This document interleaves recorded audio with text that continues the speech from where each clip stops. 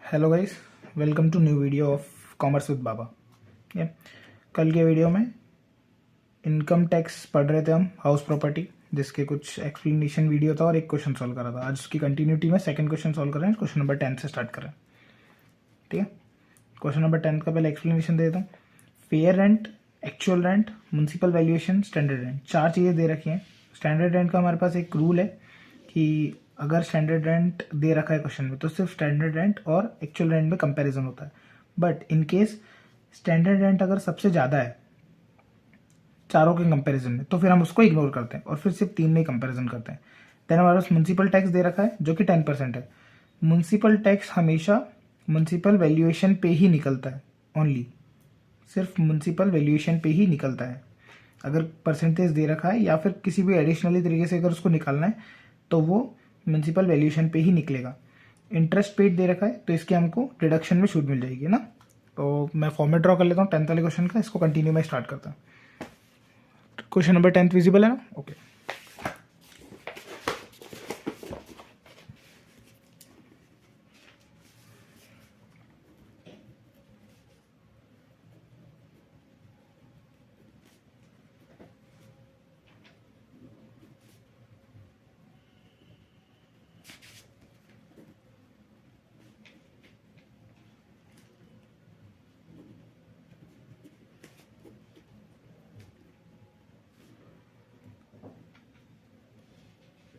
Question पढ़ लिया, question को साथ साथ करते भी चल रहे अपन, साथ में करेंगे तो ज़्यादा बेटर होगा क्योंकि फिर नोट्स के रूप में कॉपी में रहेगा। और अगर क्वेश्चन की फ़ोटो चाहिए तो आप या तो स्क्रीनशॉट ले सकते हैं और या फिर मैं इसको प्रोवाइड करवा दूंगा मिड ऑफ द वीडियो में।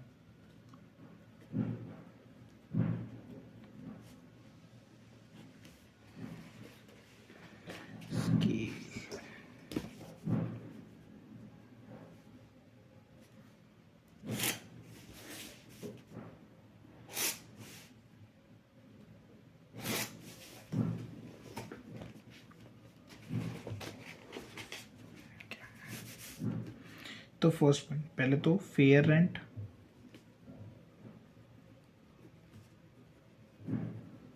Actual rent, municipal valuation. Fair rent question में गिवन है 72,000, actual rent 96,000 and municipal valuation 60,000। इसका रूल क्या है? विच एवर इज ग्रेटर, इनमें से जो ग्रेटर होता है उसे हम बाहर ले लेते हैं। तो अभी फिलहाल इन सब में से 96 है, 96,000। इसमें से हमको डिडक्शंस हैं वेकेंट पीरियड की,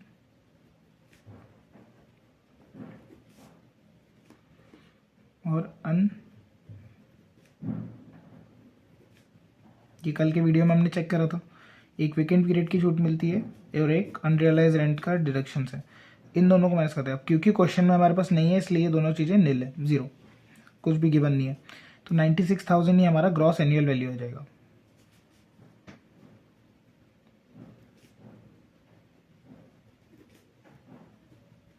ओके, देन हमने कल एक्सप्लेनेशन वीडियो में देखा था कि ग्रॉस एनुअल वैल्यू में से म्युनिसिपल टैक्स की हमको डिडक्शन मिलती है। अब क्योंकि क्वेश्चन में म्युनिसिपल टैक्स 10% गिवन है तो 10% किसका? म्युनिसिपल वैल्यूएशन का।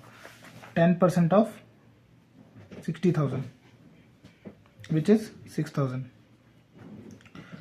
तो from gross annual value will deduct 6,000 rupees, then will get the net annual value which is 90,000 now. 96 minus 6, 90,000. After which हमारे पास कुछ डिडक्शंस है। फर्स्ट नंबर की डिडक्शन है हमारे पास स्टैंडर्ड डिडक्शन, जो कि 30% होती है। 30% किसका? नेट एनुअल वैल्यू का, which is 27,000। And second, interest on loan.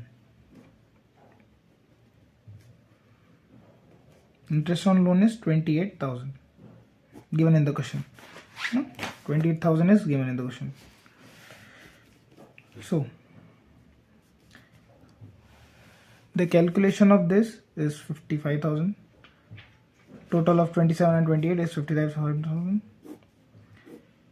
90,000 में से 55,000 का डिडक्शन है हमारे पास, जिसके बाद हमारी जो नेट वैल्यू है, जो हमारी इनकम है, income from house property, this is our answer 35,000. Okay. तो ये हमारी इस कैलकुलेशन के बाद जो वैल्यू आई है, ये हमारी नेट टैक्सेबल वैल्यू है, income from house property. This is the income from house property, जिसके ऊपर अब आगे जाके टैक्स लगेगा, है ना. सो ये एक बेसिक सा क्वेश्चन है, शॉर्ट आंसर टाइप क्वेश्चन है. सो इसमें पहले हम लोगों ने कंपेयर करा, देन जो वैल्यू आई उसमें से वेकेंट पीरियड उसकी थी, बिकॉज क्वेश्चन में नहीं गिवन है इसलिए. बट मुझे लगता है एग्जाम पॉइंट ऑफ व्यू से अगर हम इस तरीके से क्वेश्चन करते हैं तो पूरे नंबर मिलेंगे चांसेस है, बिकॉज ये एक्यूरेटली स्टेप्ड है, हमारे पास आंसर भी सही है, एंड मेजर्स नेगेटिव चीज़ों के लिए हमने ब्रैकेट्स लगा रखे हैं. तो इस वे में करने से फुल नंबर मिलेगा पॉइंट एग्जैक्टली. ठीक. अब एक क्वेश्चन जो है हम लेंदी वाला करते हैं, जो कि 14 नंबर क्वेश्चन है. 14 नंबर क्वेश्चन को पहले रीड करते हैं. श्री दीपक सिंह चौहान ओनर है हाउस के, जिनके 3 हाउसेज हैं. इनके तीनों हाउस जो है वो लेट आउट है. लेट आउट मीन्स तीनों हाउस रेंटल है. इसमें कोई भी हाउस में वो नहीं रहे, जो तीनों हाउस की कैलकुलेशन है वो रेंटल हाउस ही है. इसमें हमको एनुअल रेंट दे रखा है, म्युनिसिपल वैल्यूएशन दिया हुआ है. Let out per month means actual rent होता है ना. अगर किसी के सामने पर मंथ लिखा हुआ, ये लेट आउट वैल्यू है, क्योंकि एनुअल फेयर रेंट ये है, म्युनिसिपल वैल्यूएशन दे रखा है, और ये जो लास्ट वाला है वो एक्चुअल रेंट है.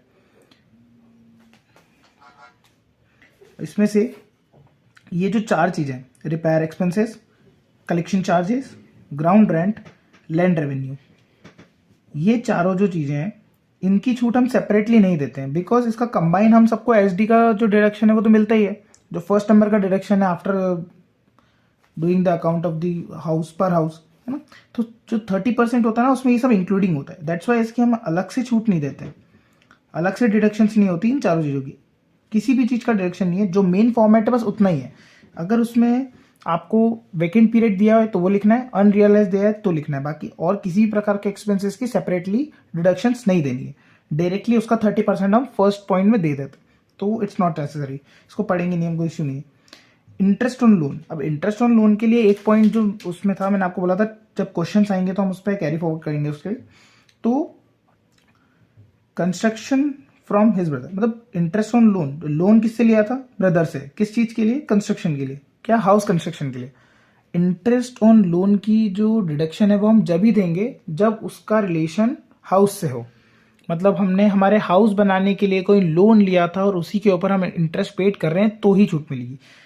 अदरवाइज जैसे कि बिजनेस फ्रॉम बैंक, मतलब बैंक से लोन लिया है बिजनेस करने के लिए और उसके ऊपर इंटरेस्ट दे रहे हैं तो उसका हमको डिडक्शन नहीं मिलेगा क्वेश्चन में.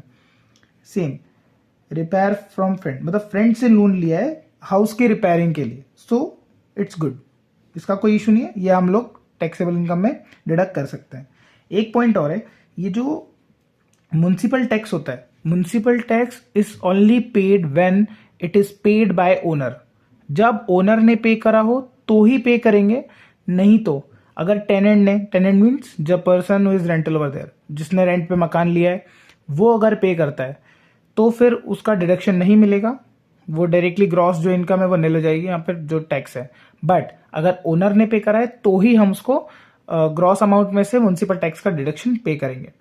इन केस अगर जो हाउस का ओनर है उसने हाफ अमाउंट पे करा है और जो टेनेंट है उसने हाफ पे करा है, then it's a different case. उसमें जो आधा अमाउंट जो ओनर ने पे करा है हम सिर्फ उतने का ही डिडक्शन दे पाएंगे. जैसे कि इसमें है municipal tax is 10% of municipal valuation. अच्छा, म्युनिसिपल वैल्यूएशन नहीं भी लिखा हो तो हमेशा म्युनिसिपल वैल्यूएशन का ही 10% या फिर जो भी परसेंटेज दिया होता है म्युनिसिपल टैक्स उसी का निकलता है. अब इसमें कंडीशंस दी है, जैसे कि हाउस ए के लिए municipal tax of house A was paid by the owner, है ना. अब ओनर ने पे करा है इसलिए हम उस पर जो 10% का म्युनिसिपल टैक्स है उसको हम डिडक्ट कर देंगे ग्रॉस अमाउंट में से. ठीक है. Municipal tax of house B was not paid up to 31 March 2024. मैंने अभी क्या बताया, अगर वो पे हुआ है तो ही छूट मिलेगी, डिडक्शन तो ही मिलेगा जब पे हुआ है. 2 कंडीशन होना चाहिए, एक तो पेड होना चाहिए, दूसरी बात ओनर के थ्रू पेड होना चाहिए ना. तो सेकंड हाउस में हम लोग म्युनिसिपल टैक्स की डिडक्शन नहीं दे पाएंगे. हाउस सी, थर्ड हाउस जो है उसमें जो म्युनिसिपल टैक्स है वो half was paid by tenant, मतलब आधा जो है वो उस पर्सन ने पे करा है जो वहां रह रहा है रेंट से, और आधा जो है वो ओनर ने पे करा है, राइट। तो जो आधा अमाउंट है, जो म्युनिसिपल टैक्स का जो अमाउंट आएगा उसमें जो हाफ अमाउंट है उसी का हम सिर्फ डिडक्शन दे पाएंगे, ठीक है। अब इस क्वेश्चन को करना चालू करते हैं। वो ये एक्यूरेट क्वेश्चन है, ऐसे क्वेश्चन एग्जाम में बड़े नंबर में आते हैं, जैसे कि 5 नंबर में क्वेश्चन होता है, यानी 5 नंबर।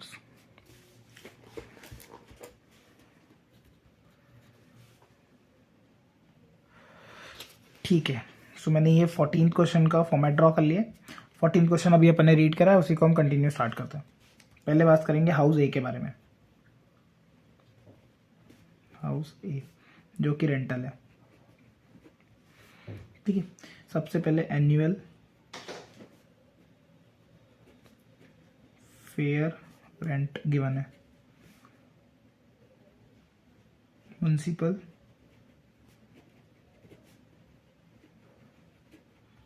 वैल्यूएशन और एनुअल रेंट, ये तीनों चीजें गिवन है हमको क्वेश्चन में।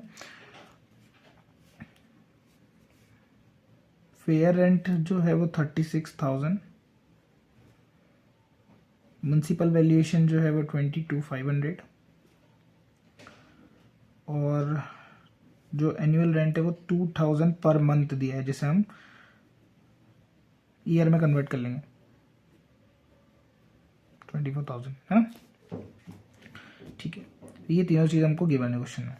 इसमें से हम विच एवर इज ग्रेटर,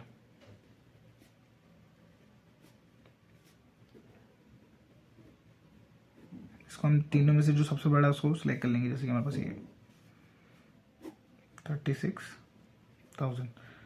अब वेकेंट पीरियड की और अनरियलाइज रेंट,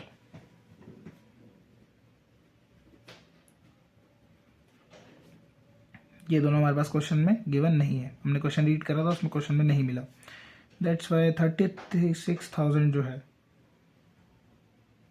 वो हमारा ग्रॉस एनुअल वैल्यू है,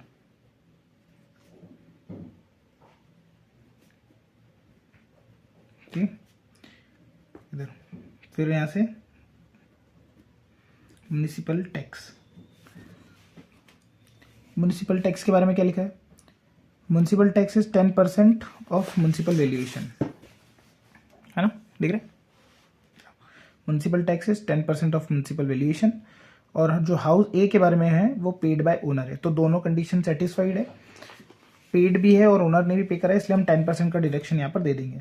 10% किसका, म्युनिसिपल वैल्यूएशन का, 22,500, राइट। तो इसका जो 10% है वो 2250 हम इसमें से डिडक्ट करेंगे, जिसका हमारे पास जो अमाउंट है वो आएगा 33,750। ये आ गई मेरी net annual value. Okay, then we'll give deduction. Number first deduction is SD. Standard deduction is 30%. So 30% standard deduction is of net annual value. 33,750 का 30% होगा 10125. Okay, and second, interest on loan. How much? Interest on loan 25,000 ना। ये कब किस condition में, अगर house construction के लिए लोन लिया है तो ही हम इसका डिडक्शन पे करते हैं, जो कि 25,000 है। ओके, ये 36,000 ग्रॉस एनुअल वैल्यू जो कि यहाँ से आया, वेकेंट पीरियड वगैरह नील है, म्युनिसिपल टैक्स की वैल्यूएशन की हमने यहाँ पर डिडक्शन दी है, देन इससे हमको नेट एनुअल वैल्यू मिली है, जिसमें से हमने जो नेट एनुअल वैल्यू का 30% डिडक्शन दिया 10125, और इंटरेस्ट ऑन लोन, इन दोनों का जो टोटल है वो हम यहाँ बाहर लिखेंगे 35,125। अब क्योंकि यहाँ का बैलेंस बड़ा है, नेट एनुअल वैल्यू से जो डिडक्शन हमको मिल रही है वो ज़्यादा है, तो जो हमारा बैलेंस है वो निगेटिव है, like 375. It's loss from house A. पहले हमने हाउस ए का कंप्लीट करा है, अब हम सिमिलरली हाउस बी का करेंगे, then house C. Okay,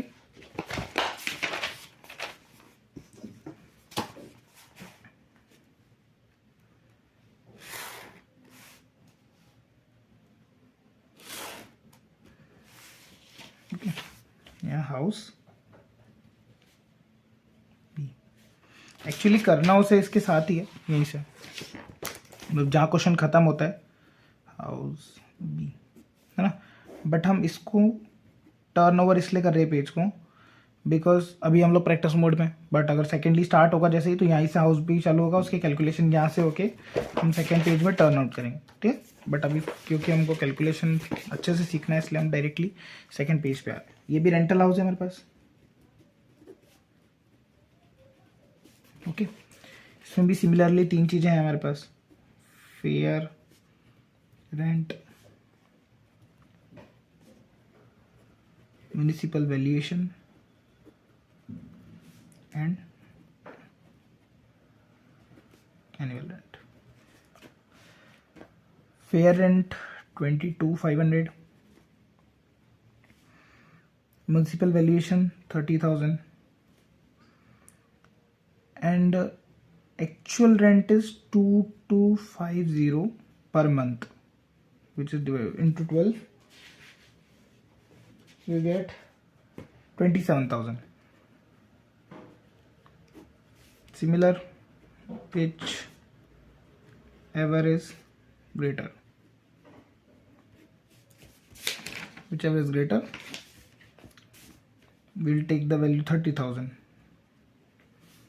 Then vacant period,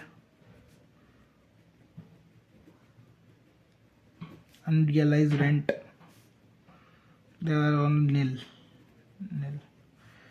Okay, so we get gross annual value which is 30,000 less municipal tax. Now question के अकॉर्डिंग म्युनिसिपल टैक्स के बारे में क्या लिखा है, विजिबल है. Municipal tax is 10% of municipal valuation. Okay, और ये हाउस ए क्या, हाउस बी के बारे में, municipal tax of house B, अभी हम हाउस बी का कैलकुलेशन कर रहे हैं, was not paid up to 31st March. बताओ, ये अभी तक पे हुआ ही नहीं है. हमारे जो ईयर है उसमें ये पे नहीं हुआ है. अगर अभी तक पे नहीं हुआ है तो हम इसकी डिडक्शन भी नहीं दे पाएंगे. दैट्स वाई म्युनिसिपल टैक्स 10% जो कि है नील. ओके, और क्योंकि ये नील है तो हमारी जो नेट एनुअल वैल्यू है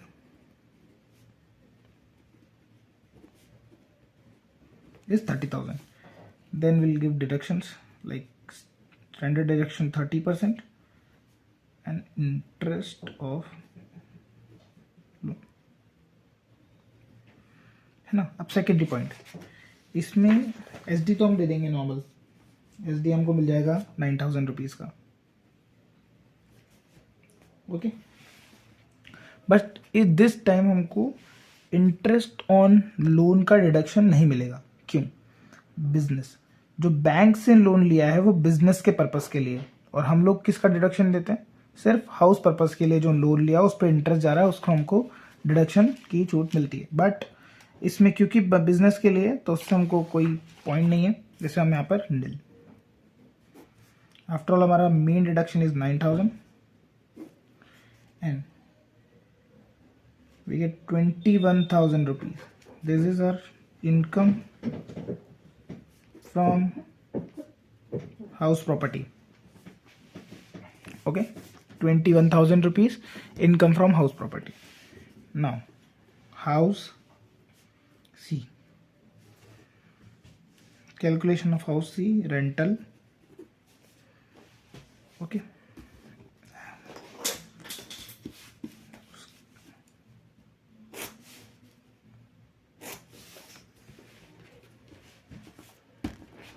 अभी एक ही क्वेश्चन चल रहा है ना, ये देखना, ये एग्जाम में मेनली पॉइंट ऑफ व्यू इस क्वेश्चन क्या आता है, उसमें एक क्वेश्चन में 3 मकान होते हैं और तीनों को सेपरेटली सॉल्व करके देन जो टोटल इनकम, जैसे मैंने बताया था कि जो लास्ट वाला कॉलम है इसमें हम सिर्फ इनकम या लॉस लिखते हैं हाउस का, है ना। तो अभी थर्ड हाउस के बारे में जो क्वेश्चन है वो पढ़ लिया था। जैसे कि उसमें 3 चीजें दे रखी है, fair rent, municipal valuation,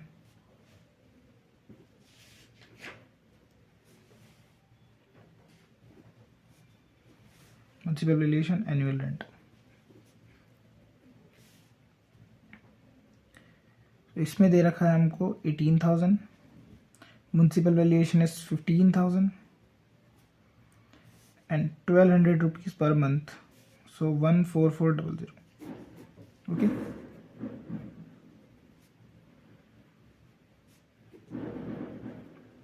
whichever is greater. इन तीनों में से सबसे बड़ा 18,000 है तो 18,000. No vacant period, no unrealise rent, so these are gross annual value. Gross annual value. Then municipal tax. Now municipal tax is 10%. 10% किसका? म्युनिसिपल वैल्यूएशन का. म्युनिसिपल वैल्यूएशन कितना है? 15,000. 15,000 का 10% इज 1,500. ओके, बट क्वेश्चन में क्या लिखा था हाउस सी के बारे में?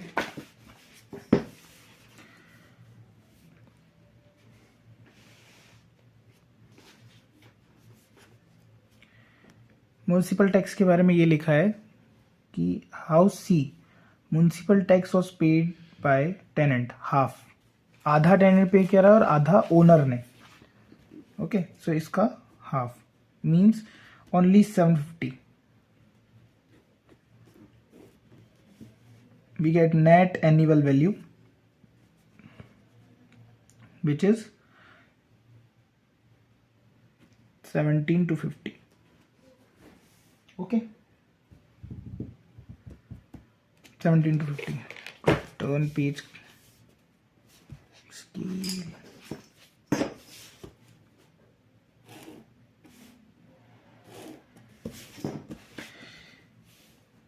नेट एनुअल वैल्यू में से हमको स्टैंडर्ड डिडक्शन का पॉइंट है और नेट एनुअल वैल्यू आई है हमारी 17 to 50, जिसका 30% हमको यहाँ पर छूट मिल रहा है which is 5175 and interest on loan.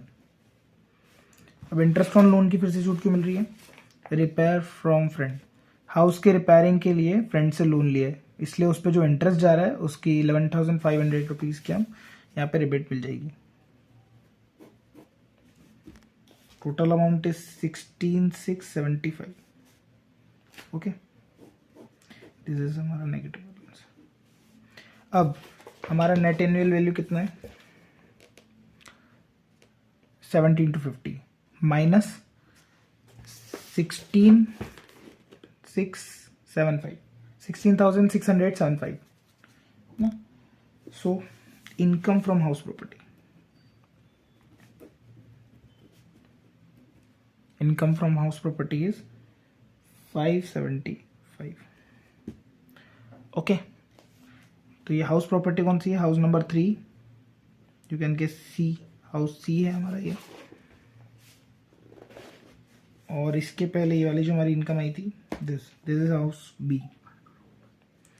Okay, house B की इनकम 21,000. हाउस सी की income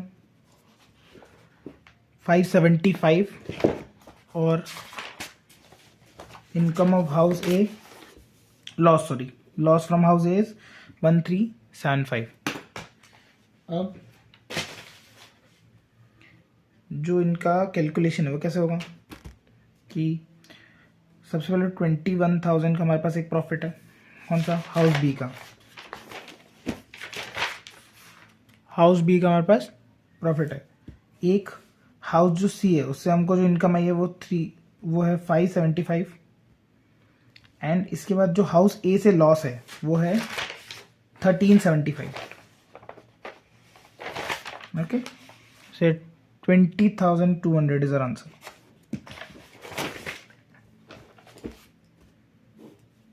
20,200. Okay, and this is income from taxable income. This is our taxable income from house property. ये जो तीनों हाउस की कैलकुलेशन थी, first house में हमारे पास लॉस है. मैं आंसर चेक कर लेते हैं. क्वेश्चन है house A loss 1375, house B profit 21,000, house C profit 575, है ना. And after adding both the profit and less from that loss we get the answer 20,200, which is our final answer. Okay, this is our answer 20,200. Okay, so now this is a main question regarding exam. Now we'll continue to next question. Okay, give me start. Yes, so the next question we are taking is question number 18. Why? Because it contains vacant period. So उसकी calculation भी समझ आ जाएगी. Then इसमें दो houses हैं total. First house जो है वो सेल्फ ऑक्यूपाइड है एंड सेकेंड हाउस जो है वो रेंटल है. तो हम उसी बेसिस पे हम लोग जो है यहाँ पर कैलकुलेशंस करेंगे. ओके, फर्स्ट पूरा क्वेश्चन पढ़ते हैं. The first house municipal valuation of which is 2,25,000 per annum is occupied for self residence. जो फर्स्ट हाउस है वो सेल्फ रेसिडेंस के लिए, जिसके म्युनिसिपल वैल्यूएशन जो है वो 2,25,000 है, जिससे हमें कोई मतलब नहीं है. बिकॉज क्योंकि सेल्फ रेंटल हाउस है तो याद होगा कि हम लोग उसका जो नेट एनुअल वैल्यू है that is nil, that is zero. So we just check when we have self-occupied house question, we just check the interest on amount and the date of construction of the house. Okay, we'll discuss it later. Next, for self-resident, the second house municipal valuation of which 1,40,000 was let out for residential purpose as a rent of 14,250 per month. The following expenses were made. अब जो first house है उसके ऊपर तो हम लोग को सिर्फ दो ही चीजें देखनी. एक तो date of the completion of house, जैसे कि यहाँ पे 96 दे रखी, तो according to rule interest on loan की जो डिडक्शन है वो किससे कंपेयर होगी? Actual interest amount and 30,000. Because जो ये हाउस है वो 1999 के पहले का कंस्ट्रक्टेड है, दैट्स वाई, है ना. बाकी municipal tax, ground rent, interest on loan of construction, हमको सिर्फ इंटरेस्ट ऑन लोन चाहिए. ये हमारे काम का है. फर्स्ट हाउस जो सेल्फ ऑक्यूपाइड है उसमें सिर्फ यही चीज काम की बस, क्योंकि कलेक्शन चार्जेस का हमको यहाँ पर कोई भी डिडक्शन नहीं मिलता है. ओके, तो वो उसमें इंक्लूडिंग नहीं होते हैं. अलग से हमको कोई डिडक्शन उसके लिए नहीं डायरेक्टली मिलेगा. Then assuming that second house was remain vacant for 2 months, 2 महीने के लिए जो सेकेंड हाउस है जो रेंटल है वो वेकेंट था. वेकेंट मतलब 2 महीने तक उसमें कोई भी नहीं रहा, वो खाली पड़ा हुआ था. And his readymade garment business income was 2,90,700. अब जैसे कि मैंने बताया कि हम लोग अभी हाउस प्रॉपर्टी का क्वेश्चन कर रहे हैं. अब रेडीमेड गारमेंट के बिजनेस से कोई सी भी इनकम आ रही है उससे हमको कोई भी लेना देना नहीं है क्वेश्चन में. Find out is income from house property. हम सिर्फ इनकम फ्रॉम हाउस प्रॉपर्टी पे ध्यान देंगे. फर्स्ट हाउस और सेकेंड हाउस की कैलकुलेशन करके जो मेन अमाउंट है, फर्स्ट हाउस का लॉस या प्रॉफिट बाहर करेंगे, सेकेंड हाउस का लॉस या प्रॉफिट बाहर करेंगे, दोनों का एडिशन सब्सट्रैक्शन करके जो हमारा मेन आंसर आएगा उसे हम बाहर लिखेंगे, जो कि हमारी टैक्सेबल हाउस प्रॉपर्टी की इनकम होगी. ओके, तो 18 क्वेश्चन को करना स्टार्ट करते हैं. First house which is self occupied.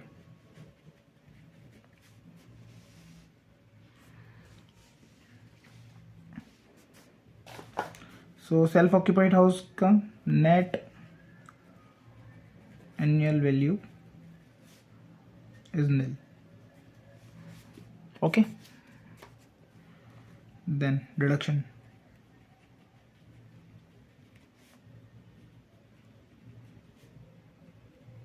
Interest on loan कितना दिया हुआ है?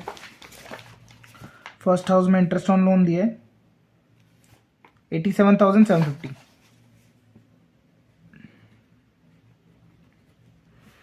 और हम इसकी मैक्स लिमिट से कंपेयर करेंगे। अब इस टाइम पे मैक्स लिमिट कितनी 30,000 क्यों है? बिकॉज जो हाउस का कंस्ट्रक्शन पीरियड है वो 1999 ईयर के पहले का है, बिकॉज हमारा हाउस जो है वो 1996 का है। ओके, इसलिए हम 30,000 से कंपेयर करेंगे, विच एवर इज लेस।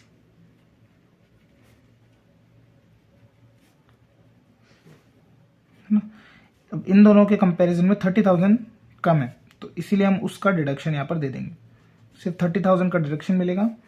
और क्योंकि ऊपर वैल्यू निल है इसलिए हमारे पास loss from first house is 30,000 का loss. Okay, clear? Now house 2, second house is rental.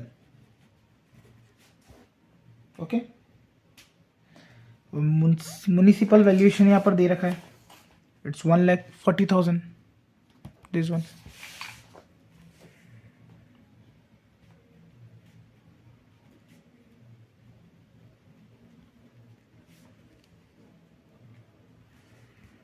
Municipal valuation दे रखा है an actual rent,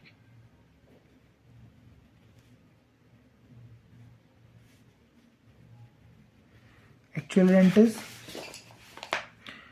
14,250 per month, 14,250 per month.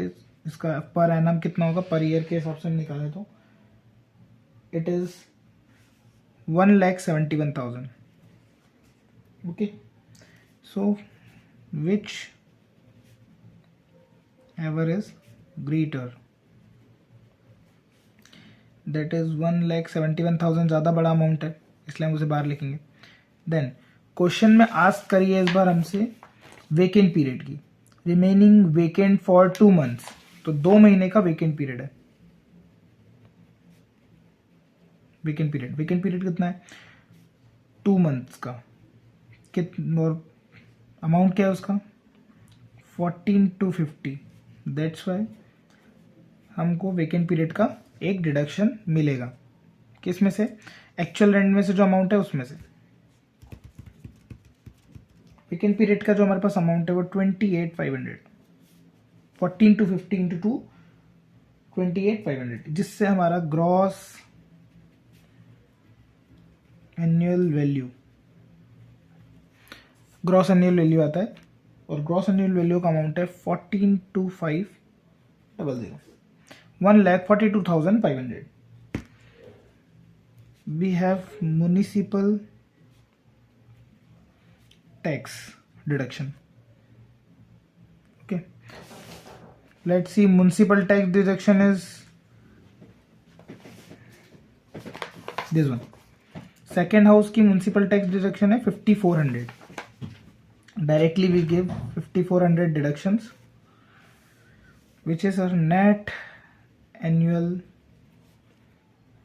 value, which comes to be 1,37,100. Okay, these are net annual value. Now we'll get deduction. Number 1 as D, 30%. Second, interest on loan, 30% किसका? Net annual value का, जो कि होता है 41,130, and interest on loan is, interest on loan check, interest on loan for construction is 37,000. Second house 37,000.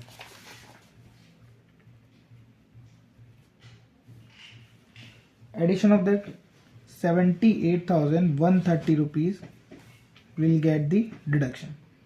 Okay, so income from second house is net annual value minus deduction is, total amount is 58,970. This is our second house income. ये अब first house का loss और second house की income है, तो income minus loss कर देंगे, ये हमारा फाइनल आंसर आ जाएगा taxable income from house property is 28,970. These are final answer. Is that okay? एक बार मैं क्वेश्चन एक्सप्लेन कर देता हूँ फिर से. फर्स्ट हाउस जो है वो सेल्फ ऑक्यूपाइड था, जिसकी नेट एनुअल वैल्यू 0 होती है. डिडक्शंस उसमें से इंटरेस्ट ऑन लोन की दी है. इंटरेस्ट ऑन लोन की एक्चुअल अमाउंट जो है वो 87,750 थी, जिसको हमने मैक्स लिमिट 30,000 से कंपेयर करा. इसीलिए बिकॉज जो हाउस का कंस्ट्रक्शन पीरियड है वो बिफोर 1999 का है ना, बिफोर 1999, इसलिए 30,000 कंपेयर करा. विच एवर इज लेस को हमने बाहर करके डिडक्ट कर दिया. Loss from house, first house self occupied house का लॉस आ गया हमारे पास. देन सेकेंड हाउस वो रेंटल है, उसका म्युनिसिपल वैल्यूएशन 1,40,000 है. एक्चुअल रेंट जो रिसीव्ड हो रहा है वो 1,71,000 है, जिसमें से जो बड़ा है 1,71,000 को बाहर लिया. वेकेंट पीरियड 2 महीने के लिए जो हाउस है वो वेकेंट था, मतलब 2 महीने तक वहां कोई भी नहीं आया, खाली था, इसलिए उसका हमको डिडक्शन देना रहेगा. ये हम लोग हमेशा फर्स्ट स्टेप में देते हैं. 28,500 का डिडक्शन दिया, जिससे कि वैल्यू जो ग्रॉस एनुअल वैल्यू आई वो हमारी आई 1,42,500. देन उसमें से म्युनिसिपल टैक्स का हमने डायरेक्टली डिडक्शन दिया है, क्योंकि क्वेश्चन में गिवन था 5,400, जिससे हमारे नेट एनुअल वैल्यू जो कैलकुलेटेड है 1,37,100 आया. लास्ट डिडक्शन उसके बाद जो हमारी परमानेंट बेसिस की होती है, जिसमें स्टैंडर्ड डिडक्शन 30% देना होता है. 30% of which net annual value which is 41,130. Then interest on loan जो क्वेश्चन में गिवन है, डायरेक्टली हमने उसकी यहाँ पर डिडक्शन दी है. इन दोनों को एडिशन करके बाहर करा. टोटल जो डिडक्शन है वो 78,130 की, किस में से 1,37,100 में से. इसका जो रेस्ट अमाउंट है वो बाहर आया. ये हमारी इनकम आई है सेकंड हाउस की. जो रेंटल हाउस से उससे हमको जो इनकम आई है वो है टैक्सेबल इनकम 58,970, और फर्स्ट हाउस से लॉस है. अब जो फर्स्ट लॉस है और इनकम है उसको हम प्लस माइनस करेंगे तो हमारी taxable income from house property आएगा. मेन जो इनकम है इस पे जो टैक्स लगने वाला है वो, जो कि 28,970.